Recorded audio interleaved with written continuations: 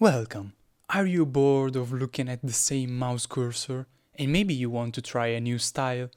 Well, in this video I'm going to show you how to customize it.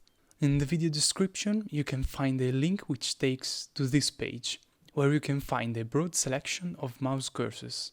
Choose one that you like compatible with Windows. For this video I will use this macOS-like cursor. Click on download. If you don't have an account, you need to create one before proceeding.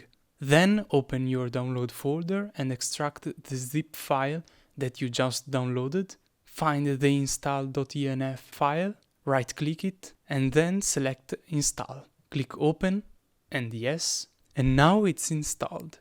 To enable it, we have to open Settings. Under Bluetooth and Devices, select Mouse. Don't click on mouse pointer, because we need to select additional mouse settings, which opens the mouse properties windows. Click on the pointers tab and under scheme select the name of the pointer you've just installed. In my case is macOS. And finally apply. And here it is, your custom pointer. If this video was useful, please don't forget to leave a like and a comment. And if you are interested in what I'm doing, why not consider subscribing?